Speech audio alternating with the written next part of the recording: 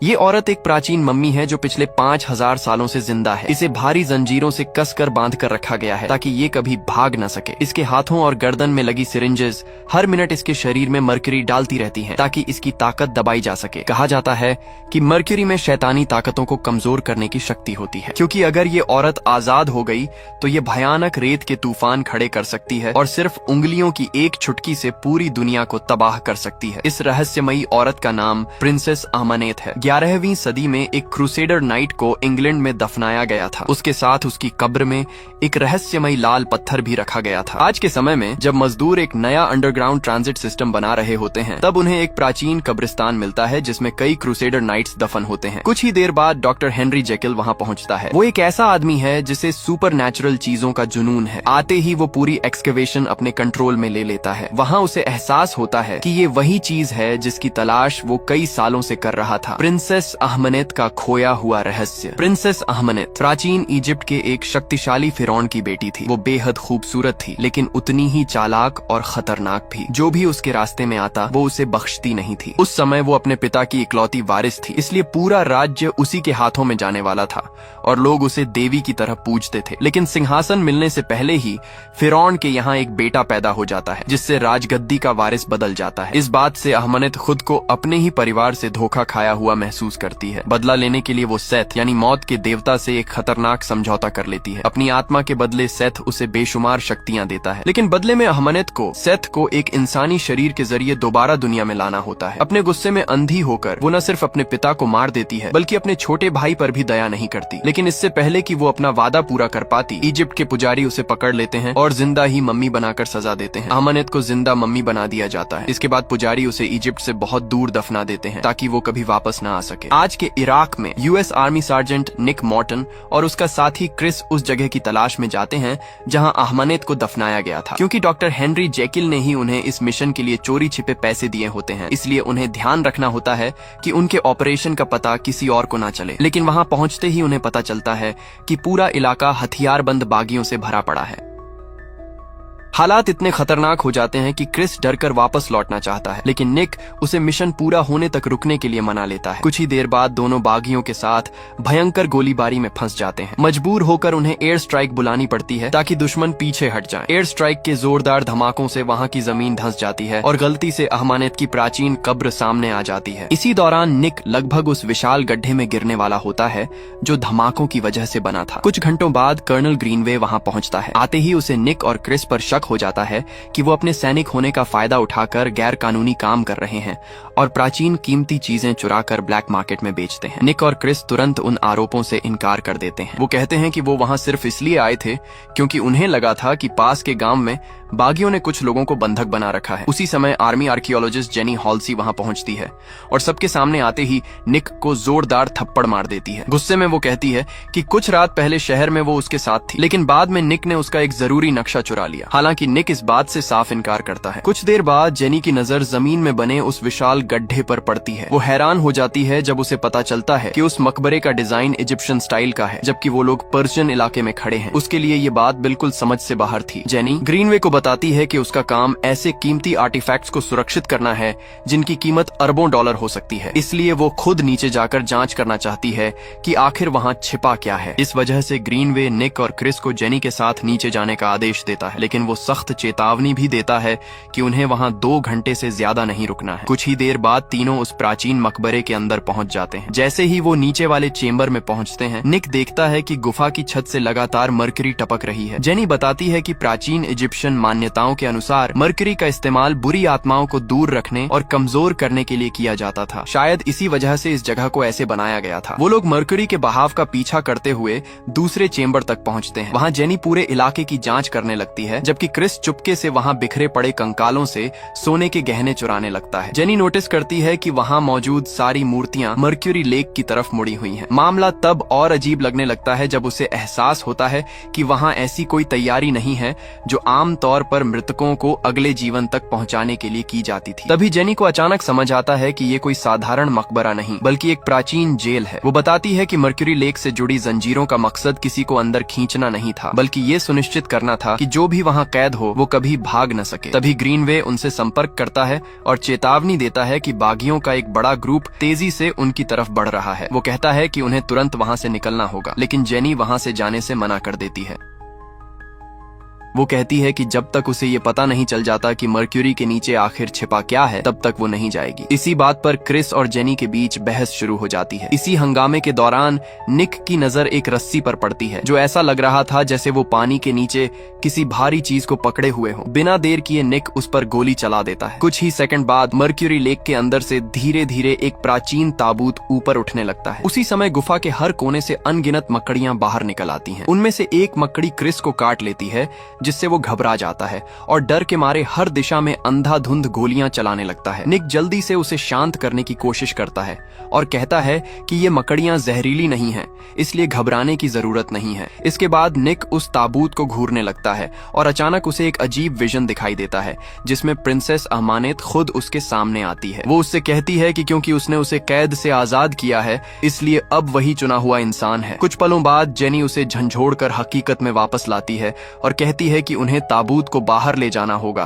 ताकि उसकी ठीक से जांच की जा सके। निक अभी भी उस विजन से पूरी तरह डरा हुआ होता है, लेकिन फिर भी वो ग्रीनवे तक ये बात पहुंचा देता है। ग्रीनवे तुरंत एक हेलीकॉप्टर बुलाता है ताकि उस ताबूत को बाहर निकाला जा सके। जब ताबूत को धीरे धीरे हवा में उठाया जाता है तब निक देखता है कि दर्जनों कौवे उसके चारों तरफ मंडरा रहे हैं जैसे वो उस ताबूत की रखवाली कर रहे हों। कुछ समय बाद निक, क्रिस, जेनी और कर्नल ग्रीनवे एक एयर स्ट्रिप पर पहुंचते हैं। उसी दौरान आसमान में धीरे धीरे एक विशाल रेत का तूफान बनना शुरू हो जाता है। वो जल्दी से उस ताबूत को मिलिट्री प्लेन में लोड करते हैं और फिर उसे इंग्लैंड ले जाने के लिए खुद भी विमान में सवार हो जाते हैं। उड़ान के दौरान क्रिस की हालत तेजी से बिगड़ने लगती है, लेकिन विमान में मौजूद किसी को भी उसके अजीब व्यवहार पर खास ध्यान नहीं जाता। इसी बीच निक फिर से जेनी के करीब आने की कोशिश करता है। वो कहता है कि शायद उसने सच में उसका नक्शा चुराया था, लेकिन वो ये भी कहता है कि उसके लिए उसकी फीलिंग्स बिल्कुल सच्ची हैं। लेकिन जेनी कहती है कि उसके मुताबिक निक सिर्फ एक चोर है जो कीमती चीजें बेचकर पैसे कमाता है। कुछ देर बाद जेनी ताबूत पर लिखी इंस्क्रिप्शंस को पढ़ना शुरू करती है। उन लिखावटों में अहमनेत की जिंदगी और उसके श्राप की कहानी छिपी होती है। उसी दौरान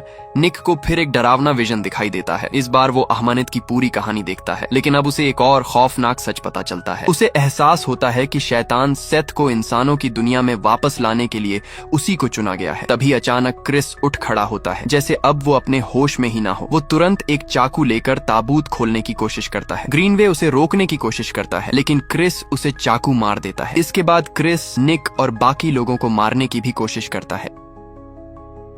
मजबूर होकर निक को अपने ही साथी पर गोली चलानी पड़ती है। उसी पल हजारों पक्षी अचानक विमान के बाहर दिखाई देते हैं और जोर जोर से एयरक्राफ्ट से टकराने लगते हैं। खिड़कियां टूट जाती हैं और प्लेन के इंजन्स बर्बाद हो जाते हैं। इस वजह से विमान अपना कंट्रोल खो देता है और इंग्लैंड की तरफ जाते हुए आसमान से गिरने लगता है। इतनी भयानक तबाही और प्लेन क्रैश के बीच भी निक जेनी को पैराशूट पहनाने में कामयाब हो जाता है। फिर वो उसकी जान बचाने के लिए उसे विमान से बाहर धक्का दे देता है, लेकिन दुर्भाग्य से निक बाकी सैनिकों के साथ क्रैश प्लेन के अंदर ही रह जाता है। ऐसा लगता है कि क्रैश में सभी की मौत हो गई। अगले सीन में जेनी को मॉर्ग ले जाया जाता है जहां डॉक्टर्स उससे प्लेन क्रैश में मारे गए लोगों की पहचान करने के लिए कहते हैं। उधर निक अचानक बॉडी बैग के अंदर जिंदा जाग जाता है। वो पूरी तरह डरा हुआ और हैरान होता है कि उसके आसपास आखिर हो क्या रहा है। जब वो पीछे मुड़कर देखता है तो उसे क्रिस वहां खड़ा दिखाई देता है जैसे कुछ हुआ ही ना हो, जबकि साफ तौर पर उसे मर जाना चाहिए था। निक तुरंत उससे जवाब मांगता है, लेकिन क्रिस सिर्फ रहस्यमयी मुस्कान देता है और कहता है कि अब उसे सब समझ आ चुका है। कुछ पलों बाद जेनी कुछ डॉक्टर्स के साथ वहां पहुंचती है। निक को जिंदा देखकर उसे अपनी आंखों पर यकीन नहीं होता, क्योंकि उसे पहले ही मरा हुआ करार दिया जा चुका था। वहीं पता चलता है कि सिर्फ निक ही क्रिस को देख और उससे बात कर सकता है। उधर क्रैश साइट के दूसरी तरफ 2 ऑफिसर्स जांच कर रहे होते हैं। तभी उनमें से एक को अहमानेट का ताबूत मिल जाता है। जिज्ञासा में वो ताबूत खोल देता है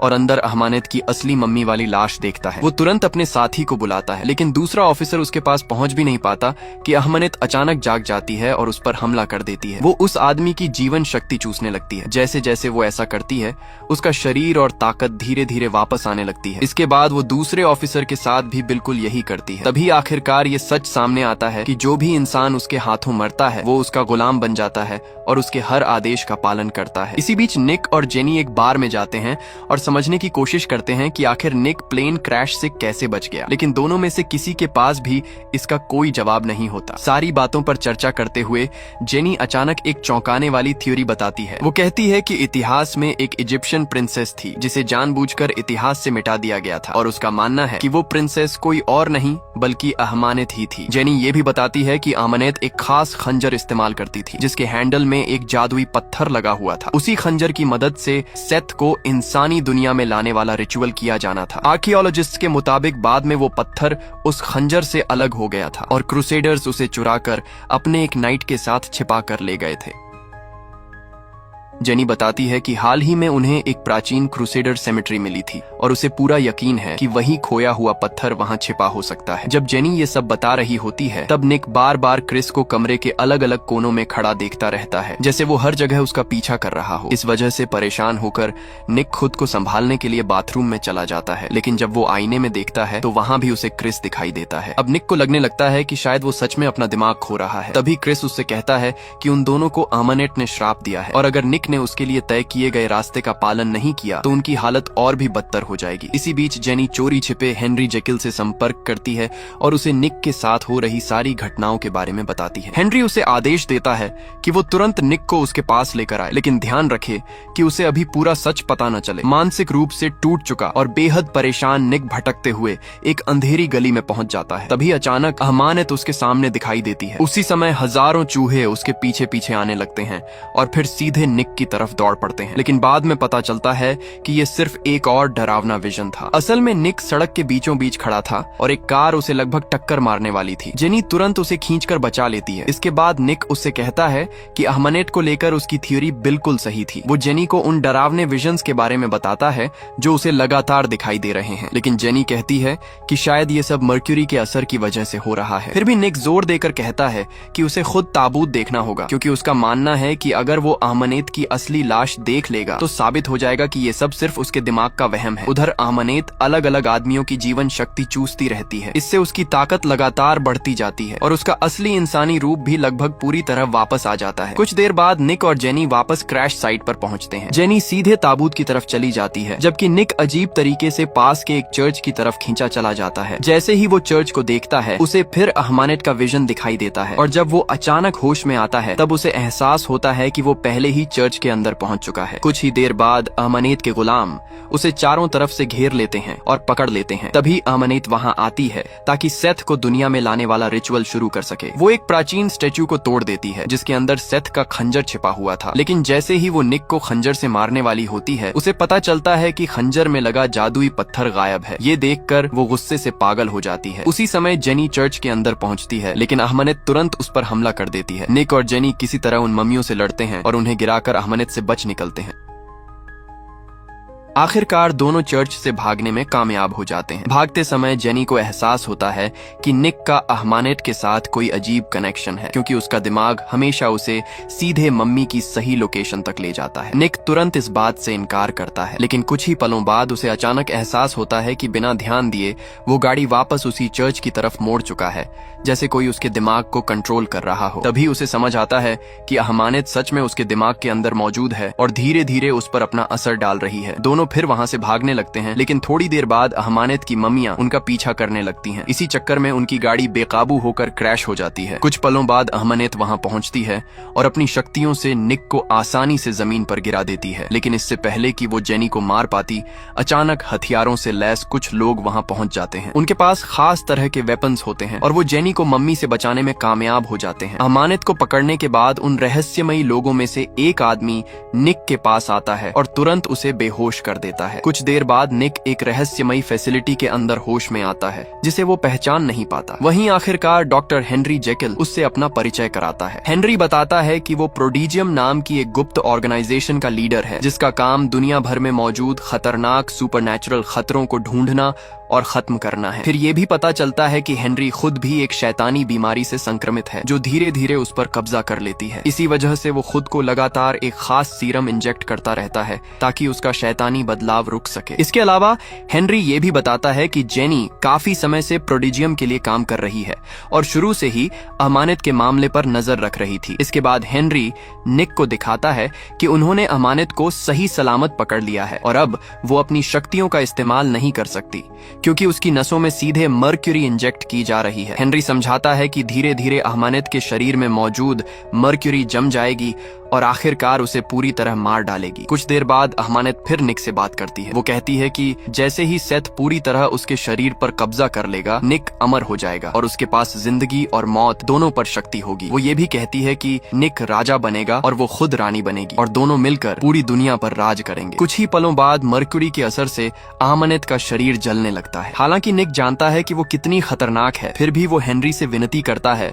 कि वो उसे तकलीफ देना बंद करे। ये बात हेनरी को हैरान भी करती है और उसके अंदर दिलचस्पी भी जगाती है। इसी बीच हेनरी के आदमी खंजर का खोया हुआ पत्थर ढूंढ निकालते हैं। उधर अमानत जेनी से रहस्यमयी अंदाज में बात करती है। वो उसे याद दिलाती है कि खंजर, पत्थर और निक तीनों को एक ही जगह पर किसी खास वजह से लाया गया है।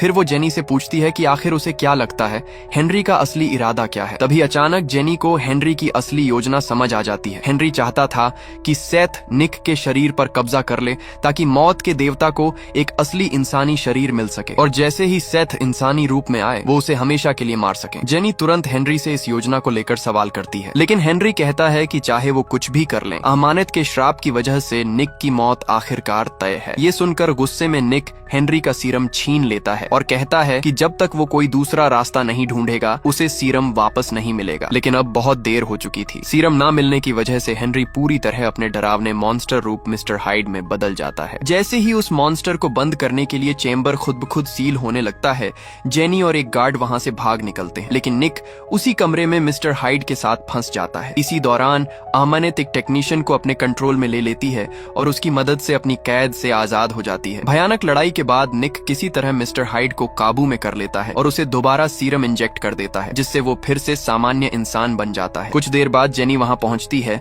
और निक से कहती है कि उन्हें तुरंत क्रूसेडर कब्रिस्तान जाना होगा ताकि पत्थर को नष्ट किया जा सके। वो समझाती है कि जैसे ही पत्थर नष्ट होगा, अमानत रिचुअल पूरा नहीं कर पाएगी और ये श्राप हमेशा के लिए खत्म हो जाएगा। जब निक और जेनी कब्रिस्तान की तरफ जा रहे होते हैं, तभी अमानत अपनी पूरी शक्ति छोड़ देती है और एक विशाल रेत का तूफान पैदा कर देती है जो पूरे लंदन को अपनी चपेट में ले लेता है। इस अफरा तफरी के बीच निक और जेनी एक दूसरे से अलग हो जाते हैं। तभी क्रिस एक बार फिर निक के सामने दिखाई देता है। क्रिस उससे कहता है कि वो उसके पीछे आए क्योंकि उसे पता है कि पत्थर कहाँ छिपा है, लेकिन बाद में पता चलता है कि वो पूरे समय झूठ बोल रहा था और सिर्फ निक और जेनी को अमानत तक पहुंचाने की कोशिश कर रहा था। उसी समय अमानत अपनी शक्तियों का इस्तेमाल करके क्रूसेडर नाइट्स की लाशों को दोबारा जिंदा कर देती है ताकि वो पत्थर वापस हासिल करने में उसकी मदद कर सके। लंदन अंडरग्राउंड के अंदर अचानक जेनी पर उन ममियों में से एक हमला कर देती है, लेकिन ठीक समय पर निक वहां पहुंच जाता है और उसकी जान बचा लेता है। लेकिन तभी उन ममियों में से एक उन्हें दीवार तोड़कर दूसरी तरफ फेंक देती है, जहां प्राचीन कब्रिस्तान का पानी से भरा हिस्सा मौजूद होता है। निक एक बार फिर जेनी को दूसरी मम्मी से बचा लेता है, लेकिन इससे पहले कि दोनों वहां से निकल पाते, अमानत अचानक आ जाती है और जेनी को पानी के अंदर खींच ले जाती है। निक तुरंत उनके पीछे पानी में कूद जाता है, लेकिन कुछ ही देर में उसकी सांस खत्म होने लगती है और मजबूर होकर उसे वापस ऊपर आना पड़ता है। फिर वो दोबारा पानी के अंदर जाता है। जब वो वापस नीचे पहुंचता है तो दूर उसे जेनी का बेहोश शरीर दिखाई देता है, जिसके चारों तरफ कई ममियां खड़ी होती हैं। निक लगभग उसके पास पहुंच जाता है, लेकिन तभी और ज्यादा ममियां उसे रोकने आ जाती हैं। आखिरकार वो किसी तरह उनसे बच निकलता है और तेजी से तैरते हुए जेनी को लेकर सतह तक वापस आ जाता है, लेकिन तब तक बहुत देर हो चुकी होती है। जेनी अब जिंदा नहीं रहती। कुछ पलों बाद अमानत वहां आती है और निक को समझाने की कोशिश करती है। वो उससे कहती है कि जेनी को भूल जाओ और उसकी मोहब्बत को स्वीकार कर लो, लेकिन हर बार जब निक जेनी की बेजान लाश को देखता है, उसका गुस्सा अमानत के लिए और बढ़ जाता है। इसीलिए वो तुरंत अमानत पर हमला कर देता है, लेकिन अमानत आसानी से उसे हरा देती है। फिर भी लड़ाई के दौरान निक किसी तरह उससे खंजर छीनने में कामयाब हो जाता है। वो पत्थर को नष्ट करने ही वाला होता है कि अमानत उसे याद दिलाती है कि अगर वो सेथ को अपने शरीर पर कब्जा करने दे तो उसे जिंदगी और मौत दोनों पर शक्ति मिल जाएगी। उसी पल निक को एहसास होता है कि जेनी को बचाने का अब सिर्फ यही आखिरी रास्ता बचा है। बिना एक पल गंवाए वो खुद को उसी खंजर से मार लेता है। कुछ ही देर बाद सेथ पूरी तरह निक के शरीर शरीर पर कब्जा कर लेता है और निक अहमानेत के लिए अपना प्यार जाहिर करता है। लेकिन जैसे ही उसकी नजर जेनी के शरीर पर पड़ती है, अचानक निक दोबारा खुद पर कंट्रोल हासिल कर लेता है। फिर सेथ की शक्तियों का इस्तेमाल करके वो अहमानेत की जीवन शक्ति चूस लेता है। इसके बाद वही शक्ति इस्तेमाल करके वो जेनी को दोबारा जिंदा कर देता है। जब जेनी होश में आती है तो सबसे पहले उसे अहमानेत की मरी हुई लाश दिखाई देती है। इसके तुरंत बाद वो निक को ढूंढने लगती है। आखिरकार उसे निक एक अंधेरे कोने में छिपा हुआ मिलता है, लेकिन जैसे ही वो उसके पास आने की कोशिश करती है, निक उसे रोक देता है और कहता है कि फिलहाल उससे दूर रहे। निक बताता है कि अब उसे खुद नहीं पता कि वो आखिर क्या बन चुका है और उसे डर है कि कहीं वो जेनी को नुकसान ना पहुंचा दे। जाने से पहले निक उससे कहता है कि वो उसे सच में प्यार करता है और काश उनके पास साथ बिताने के लिए थोड़ा और वक्त होता। ये कहने के बाद हेनरी और उसके आदमी वहां पहुंचने से ठीक पहले निक वहां से गायब हो जाता है। फिल्म के आखिरी सीन में हेनरी और जेनी इस बारे में बात करते दिखाई देते हैं कि आखिर निक कहां चला गया होगा। हेनरी कहता है कि अब निक एक मॉन्स्टर बन चुका है, लेकिन उसके अंदर अभी भी थोड़ी इंसानियत बाकी है, इसलिए शायद वो पूरी दुनिया में घूमकर अपने श्राप का इलाज ढूंढने की कोशिश करेगा। उधर इजिप्ट में निक को एक नई यात्रा की तैयारी करते हुए दिखाया जाता है। उसके साथ क्रिस भी होता है, जिसे निक ने अपनी शक्तियों से दोबारा जिंदा कर दिया था। फिल्म के अंतिम पलों में निक और क्रिस घोड़ों पर सवार होकर रेगिस्तान की तरफ बढ़ जाते हैं, जबकि निक के पीछे एक विशाल रेत का तूफान चलता दिखाई देता है, जो उसकी नई शक्तियों का प्रतीक होता है और कहानी यहीं पर खत्म हो जाती है।